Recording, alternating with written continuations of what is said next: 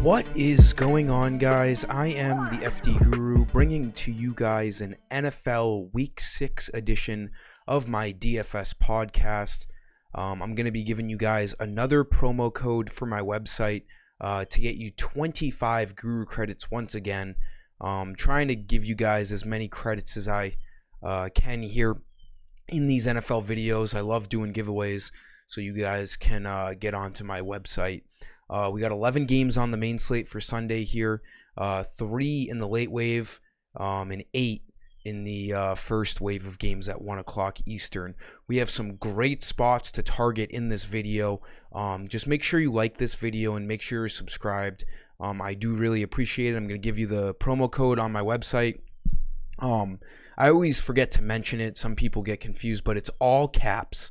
Always caps in my promo codes. Week 6 Guru. Go to my shop page on my website and type that in.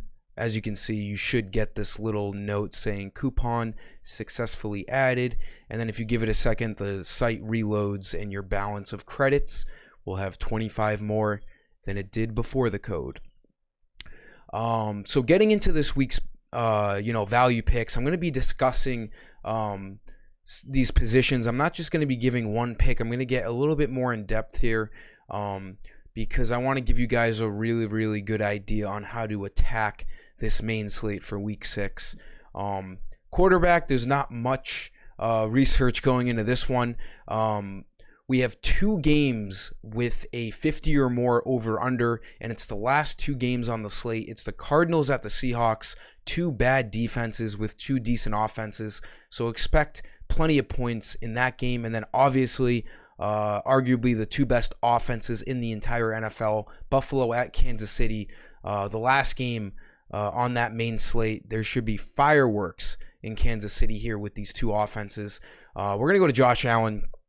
I don't really know how to really put into detail on why to pick him other than it's Josh Allen. If you watch football, this guy's the best quarterback in the league. You could argue that Mahomes is right there too. They're on their own planet, really. 9,200. I'm pretty mad at myself that I didn't get more exposure to him against the Steelers last week. I only had him on a couple of teams. Went absolutely ballistic. Most of these stats were in the first half. He had 4 touchdowns in the first half. They blew out the Steelers so badly they didn't need him to throw the ball in the second half. 2 absolute nuke throws to Gabe Davis in that first half. This guy is just unstoppable. 25 or more fantasy points in every game this year. In Baltimore, he got 24.5, but just about 25 or more fantasy points every week. The guy is just disgusting. 30.1 fantasy points per game, 330 passing yards on average, 16 touchdowns through 5 games. I mean, you can't really argue with Josh Allen being the MVP right now. 9,200, there's plenty of cheap spots elsewhere. Spend up on Josh Allen. There's really no reason not to in this matchup. For running back, let's go to Stevenson. Now, this is going to be my first Patriot play of the season. He's going to be chalk. You never see this with Belichick and the Patriots, but Stevenson's going to be a 3-down guy on Sunday. They have no one else. Damien Harris got taken out of that game last week with a hamstring injury. He's out this week. We saw Stevenson in that second half of the game against the Lions. He was on the field every single play. They do not have another running back. He had 25 rush attempts, and he didn't even start the game. This guy is on pace to see more rushes than any other running back in this entire week, and the matchup is just too pure. This Cleveland Browns defense, average at best. Just because their pass defense is okay, but their rush defense through the first 5 games, arguably the worst rush defense in the league, giving up a bunch of fantasy points to running backs. I can't express to you how much I love this play. There's no one else competing. The Patriots like to run the ball, and especially with a rookie like Zappe, they're not going to be a pass-heavy offense. Expect Stevenson to get 20 to 25 rush attempts, and then, he's going to be on the field for any pass as well. So this is just a smash spot for Ramondre Stevenson here against the Browns. 7,500 is a fine price on him. They did bump it up, but for good reason. With this kind of usage in this matchup, he should be over 8,000. Love this play with Stevenson. For wide receiver, there's a couple of different guys we can look at. Allen Lazard, let's save some money here. 6,200 against the Jets. He is Aaron Rodgers' number one guy. He's the only receiver that really gets targeted in the red zone if they don't run the ball to their, beast duo of A.J. Dillon and Aaron Jones. Lazard is the only guy you can trust. 3 touchdowns in the 4 games he's played. And he's a guy who gets, the last 3 games, 6 targets, 8 targets, 8 targets. I expect Aaron Rodgers to kind of shred this New York Jets defense. Vegas seems to love the Packers. They're at home, great environment at Lambeau Field. They're -7 favorites, which is kind of surprising. It's a bit of a trap line because the Jets have been playing good football, and it's a decent over-under of 45. So Vegas likes the Packers to score some points in this game. I like Lazard at 6,200 being the first wide receiver on Aaron Rodgers' check down every single time he snaps the ball. And we've seen even in short yardage situations in the red zone, he looks for Lazard on those, short slants. So this is just a fantastic matchup at 6,200. And if you want to look for a cheaper price with the same idea, we can look at the rookie. How much is he? I think he's 5,700. Romeo Doubs. I don't know. I was looking at him earlier. I don't know. Let me type this in real quick.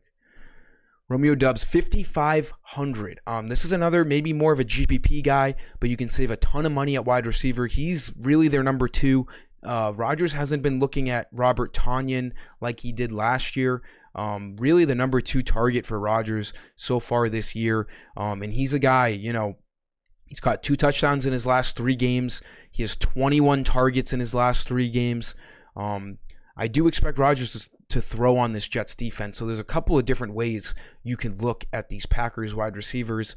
I would say Lazard is more of a cash play.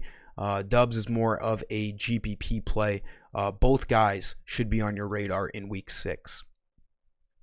For tight end, George Kittle, 5,700. He hasn't been that good since he's come back, but this is a smash spot against the Atlanta Falcons.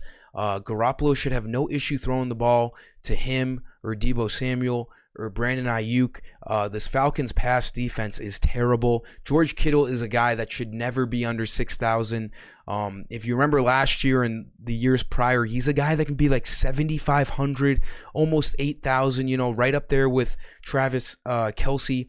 He just hasn't really gotten going yet. Pretty, decent workload last week. 6 targets, 5 catches, 47 yards. He did fumble the ball, so he lost some points. He really should have got 7 fantasy points. And at 5,700, if you get 7 to 10 fantasy points, you're doing what you need to do. I think they've eased him back into things. And this being the 4th game back, I think he should be 100%. I expect him to see more than the 5, 4, 6 targets that he's seen in the first 3 weeks. I expect him more towards 7 to 9 targets, 6 to 8 catches, and he should be able to get over 50 receiving yards. Again, this is just a great spot on the road in Atlanta. Garoppolo should be airing it out a little bit more than he usually does. This is a fantastic value spot, in my opinion, at tight end, with Kittle being priced only at 5,700. If you want to get even cheaper, if you have the money, let's get this out of the way because I'm not even going to give myself credit for telling you this. But if you have the money, Travis Kelce, highest over/under of the week, coming off of his bizarre stat line in Monday night or Sunday Night Football, just unbelievable. Or was it Monday? It was Monday Night Football. Against the Raiders, 8 targets, 7 catches, and 4 touchdowns. I don't know what's the weirder stat here, the 4 touchdowns or the 25 yards on 7 catches. Unbelievable. I'm not a year-long fantasy guy, but my brother was down 33 points. And obviously on Monday Night Football, you can lose or win your weeks with that game being the last game of the week. He was down 33 points. And he was like, well, I need Kelsey to get me 33 points to win. He gets him 33.5 points to win. I talked to his buddy that he was facing off against, and that's got to be one of the worst losses of all time. I've seen plenty of year-long fantasy bad beats. That's bad. 25 receiving yards, and he gets over 33 fantasy points. But regardless, Kelsey's a great play if you have the money. If you want to get cheap, 4,900 Hayden Hurst against the Saints. There's no reason not to like Hayden Hurst. T. Higgins is banged up. We saw him, he was active last game, but didn't end up really playing. Hurst was the second most targeted guy behind Jamar Chase. Looks like Joe Burrow likes going to his tight end. Red zone threat, touchdowns in his last 2 games. More of a flyer, but at 4,900, you can't hate the play. I don't mind it at all if you want to get cheap at tight end and get a little weird. And then for defense, let's go back to the 49ers. Had him in last week's video, another defensive touchdown, back-to-back games with defensive touchdowns. The Falcons stink.